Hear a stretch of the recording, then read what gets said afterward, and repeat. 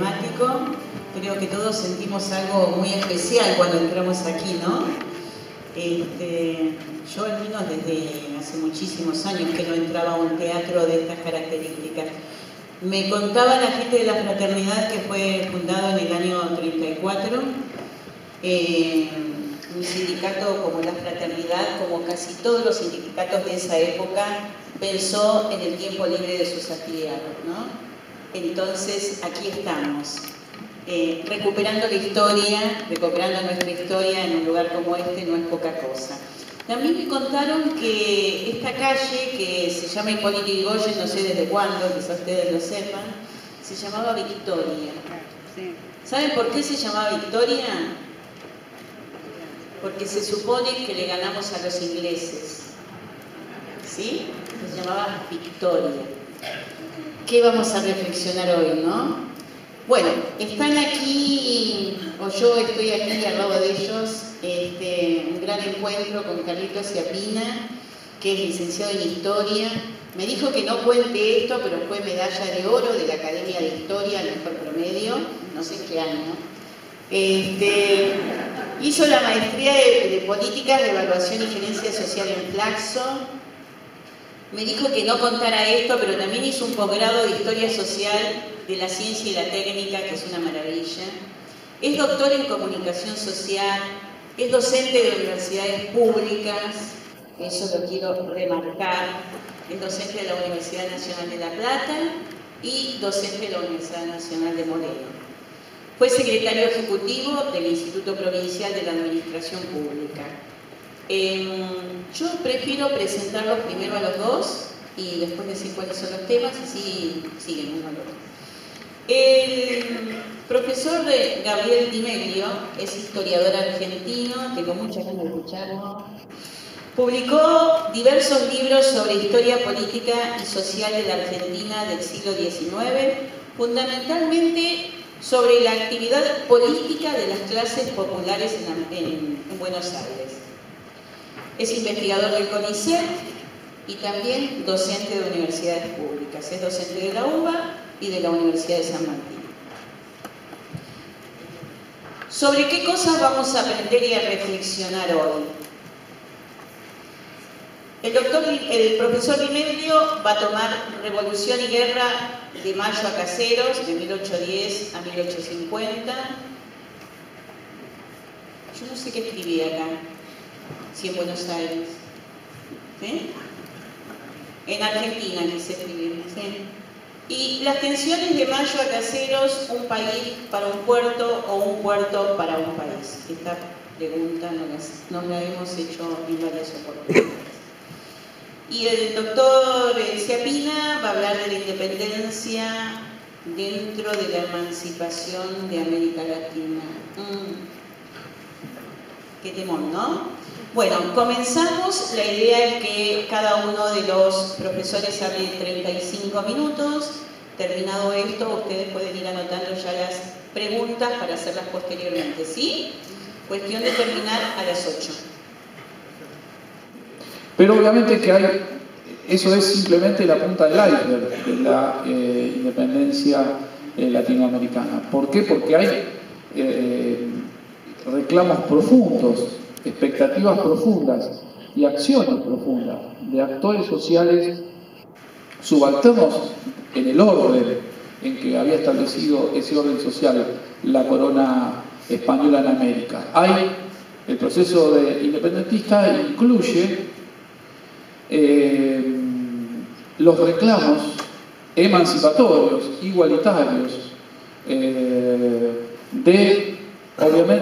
obviamente los propios criollos blancos americanos, pero que son una minoría, una pequeña minoría, pero también y mucho más de los mestizos, de ese enorme mapa social del mestizaje americano, los pueblos originarios o los indígenas, como queramos mejor llamarlos y nos parezca más mejor dicho, los pueblos indígenas largamente utilizados como mano de obra semiesclava, para decirlo suavemente, en las distintas modalidades en el Imperio Colonial Español, y en aquellos lugares donde España y o Portugal, que queda fuera del proceso que señalamos hoy, pero no de la independencia, había instalado la esclavitud africana como modo de producción,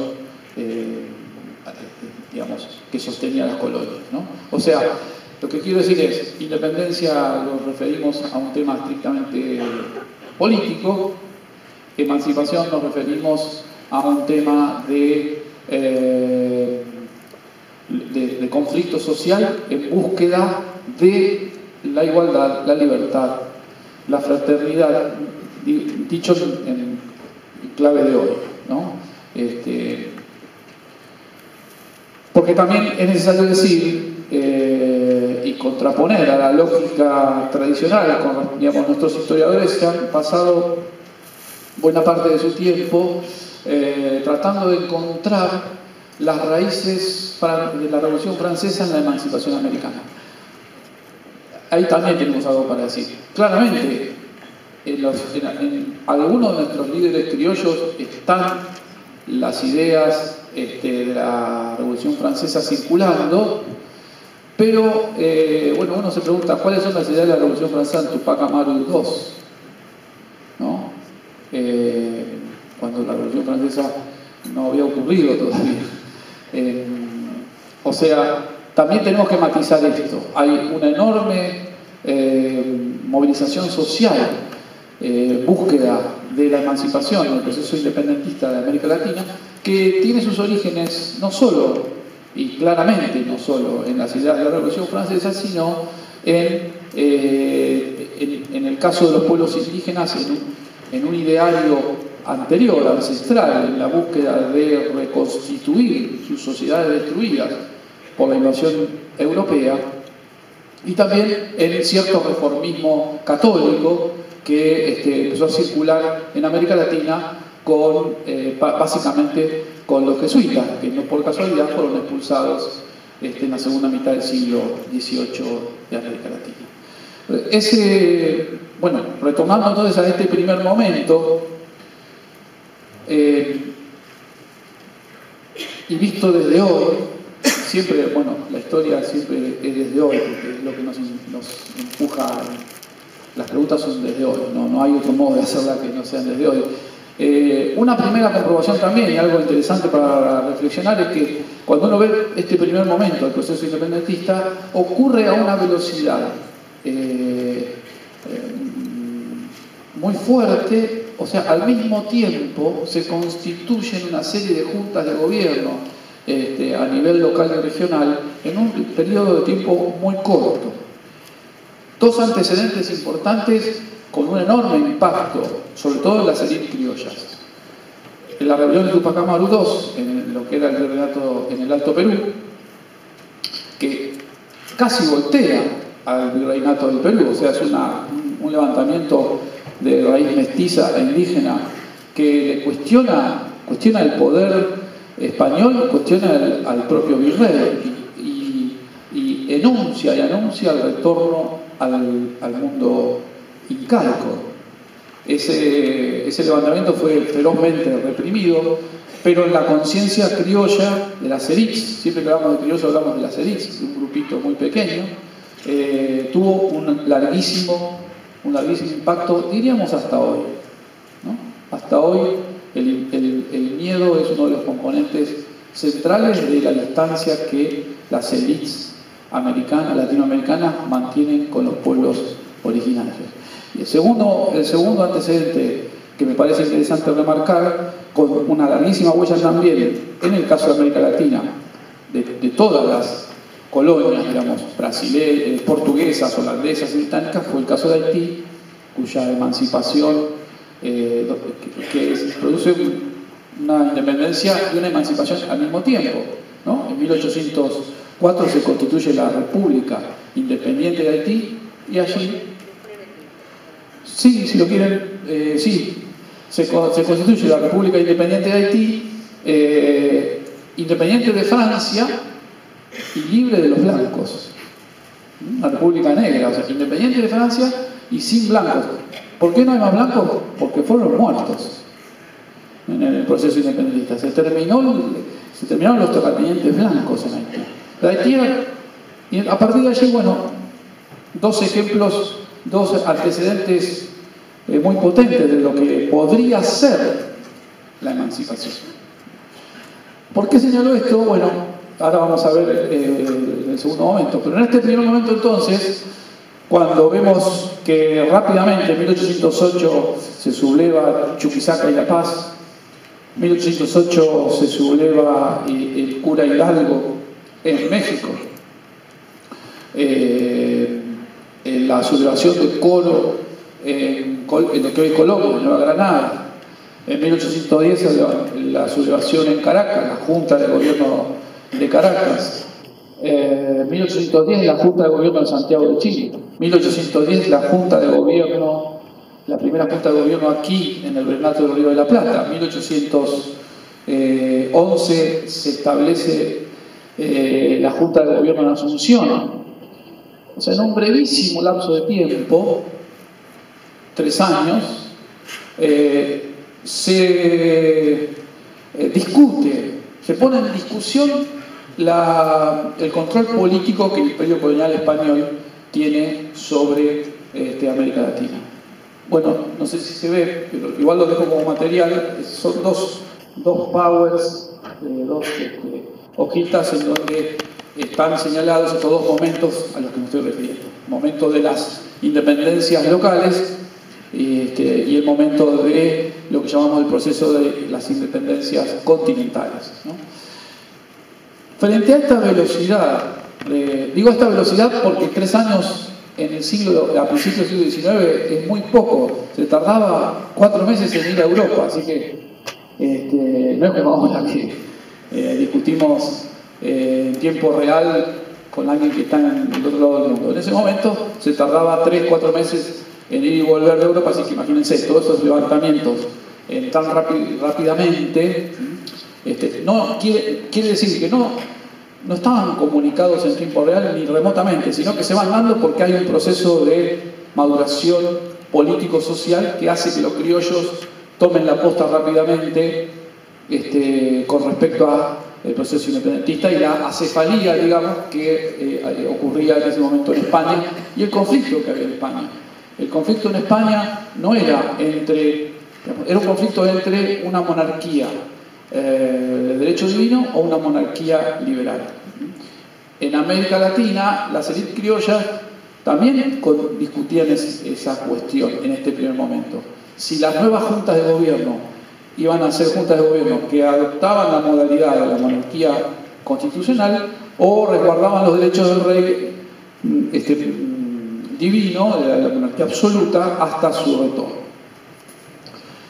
Pero detrás de este conflicto político, de este primer momento, está todo el mapa y la presión de los distintos actores sociales, entre comillas, subalternos según el orden colonial español. Y este es un conflicto, y este es uno de los temas claves para entender dos cosas. ¿Para entender qué dos cosas? Primero, las dudas de los propios criollos, la duda de los propios...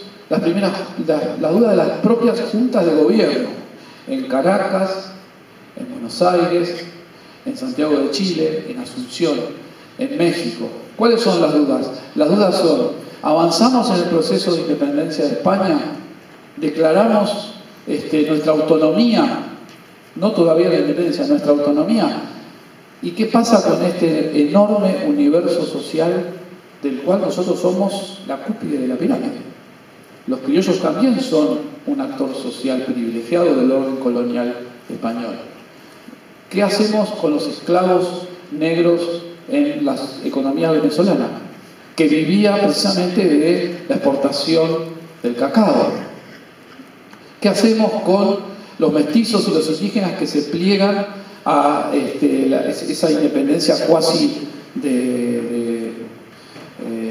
religiosa del cura Hidalgo, ¿no? Ese primer momento? ¿Hasta dónde vamos? Esa es la pregunta. ¿Hasta dónde vamos? Las dudas son: ¿hasta dónde vamos en el proceso independentista? ¿Podemos ganar la independencia movilizando lo menos posible al resto de los actores sociales? ¿Qué nos piden a cambio? ¿Qué nos discuten?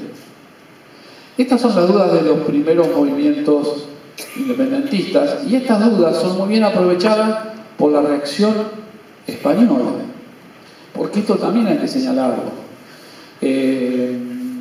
La dimensión de la reacción española. Nuestra independencia fue un proceso terriblemente doloroso y sangriento para nuestro pueblo latinoamericano, criollos, indígenas, mestizos y esclavos, porque España dio batalla, dio una batalla terrible.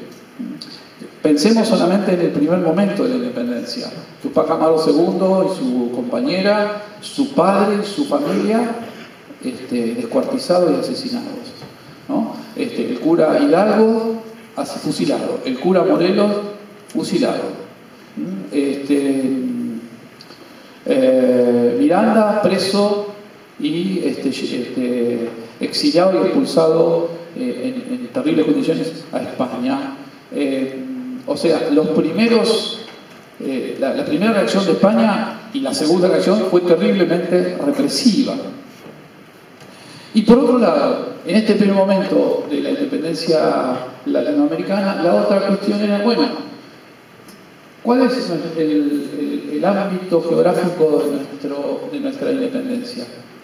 ¿Cuál es el territorio que conservamos como territorio independizado? Todo el virreinato del Río de la Plata, todo el virreinato del Perú, todo el virreinato de Nueva Granada, la Capitanía General de Chile, toda Nueva España, como era México y América Central. Y allí también hay tensiones y discusiones, porque cada élite de cada gran ciudad, sobre todo si son ciudades puertos porteños, busca un ámbito específico de control, no busca garantizarse el control territorial y político. Y ese ámbito territorial y político no necesariamente coincidía con los límites que había establecido el Imperio Español. Esas dos dudas, digamos, hay muchísimas más, pero esas dos tensiones facilitan enormemente la reconquista. A veces no se señala con toda claridad que si uno se para en América Latina en 1815, en 1816, la situación es de derrota. El único gobierno independiente que se sostiene, y todavía no declaró la independencia, es el de Buenos Aires. Todo el resto de América Española ha sido reconquistada. O'Higgins se exilió a Mendoza, está con San Martín. Morelos, que es el continuador de la sublevación de Hidalgo, es fusilado. Se corta allí el proceso emancipador en México. Simón Bolívar está primero en Jamaica, luego en Haití, en 1815, está planeando el regreso, pero no está en Venezuela ni en Colombia. Perú ni se mueve, Perú está firme bajo el control del Imperio Colonial Español. Entonces, también nos sirve para hoy, ¿no? Si uno se paraba ahí, uno en 1815 decía, bueno, esto se terminó.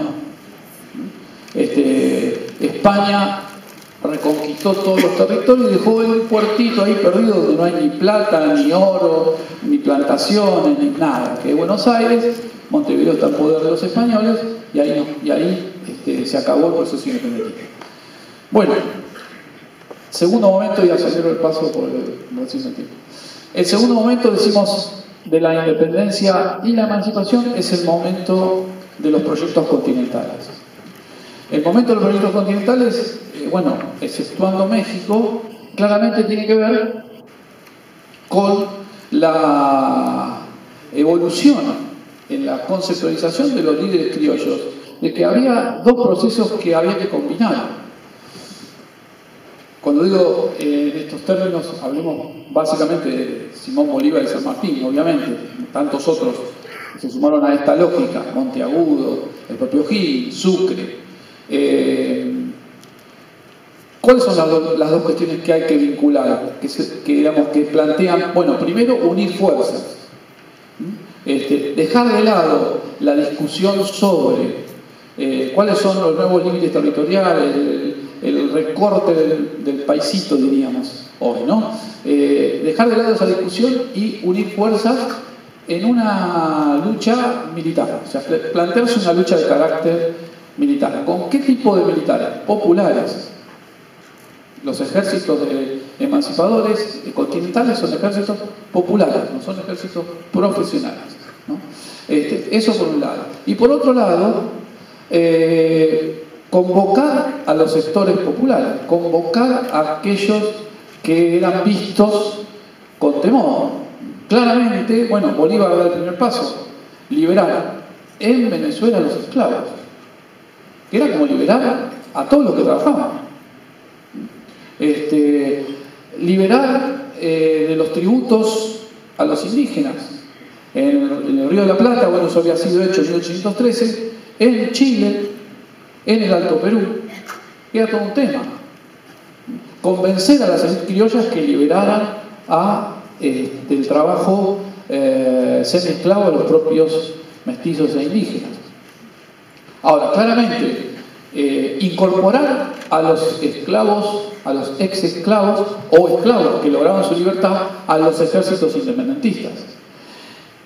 Nos parece una cosa lógica y simple, no lo era en ese momento. Ustedes piensen que hasta el 1810, 1820 y mucho más, la esclavitud siguió algunas décadas más, los esclavos, los indígenas y los mestizos tenían restricciones en la forma de vestirse, en la forma, no podían andar a caballo, no podían andar armados, no podían usar sombrero de copa o bastón. O sea, estamos hablando de un cambio copernicano, de esa situación a darle un arma y pelear contra la libertad para ellos en forma permanente. O sea, lo que quiero decir, el segundo momento es un momento que en términos de la lucha que digamos se inicia en 1815, 1816, San Martín cruza los Andes en 1816, Bolívar vuelve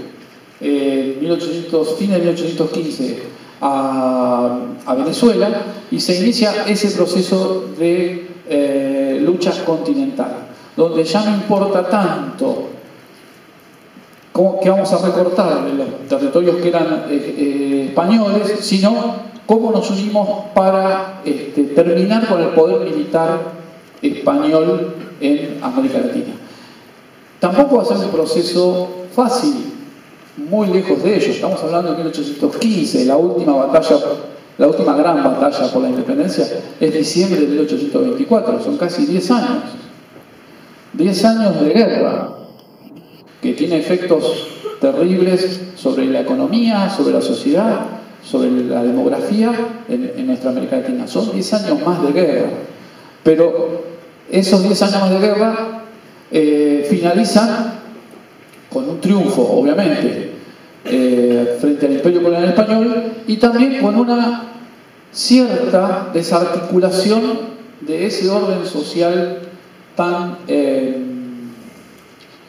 piramidal y tan estricto que había establecido España en América. Y a partir de ese triunfo de la independencia, en términos continentales, y con esta modificación del orden social, cierta modificación, digo, porque bueno, lo que surge a partir de allí es muy lentamente una reconstrucción de un orden piramidal en las nuevas repúblicas, ¿no? Bueno, de eso quizás se refiera con mayor precisión Gabriel.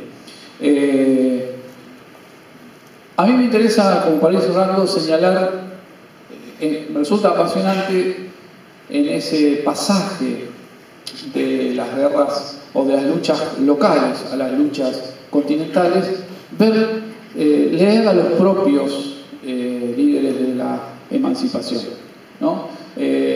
Sobre todo hay dos documentos que les recomiendo, seguramente quizás algunos o algunas ya lo hayan leído, pero les recomiendo la Carta de Jamaica de Simón Bolívar en 1815, antes de regresar a su tierra para emprender la tercera lucha, digamos. Ya había habido dos repúblicas antes, dos repúblicas venezolanas, la Carta de Jamaica y el discurso de la Angostura, que es del año 1819, que es el discurso que Bolívar da cuando abre las sesiones del Congreso de la Gran Colombia, ya habiendo independizado a lo que hoy es Colombia, ¿no? Faltaba Venezuela y Ecuador y Perú.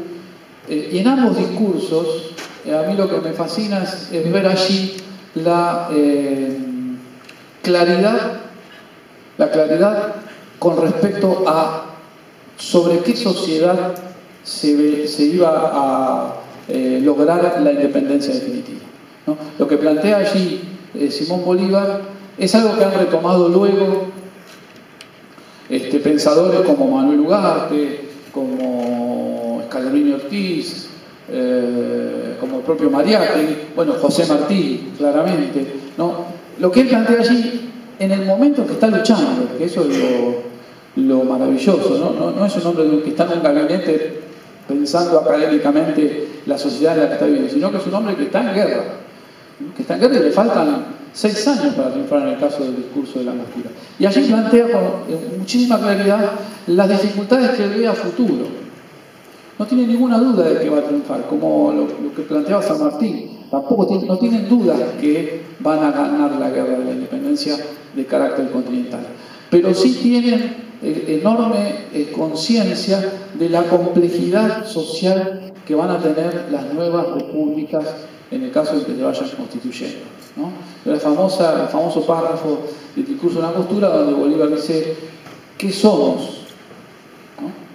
Dice: no somos africanos, no somos indígenas, no somos españoles, no somos europeos, ¿qué somos? ¿Qué orden social vamos a constituir? Nosotros, dice él mismo, le disputamos a España los derechos sobre estas tierras, y a la vez en nuestras tierras le estamos disputando los derechos a los pueblos indígenas. Es consciente de toda esa enorme complejidad que obviamente lo plantea frente al Congreso con una enorme angustia. Esa es la verdadera angustia, digamos, no sacarse encima España, con verdadera angustia, porque está pensando en lo que viene. No está pensando en el rey ni su... Está pensando en la sociedad que se va a construir y en los grados de igualdad y equidad que esas nuevas repúblicas pueden alcanzar. Por eso recomiendo esas dos lecturas para entender ese momento. Bueno, hasta aquí llego para...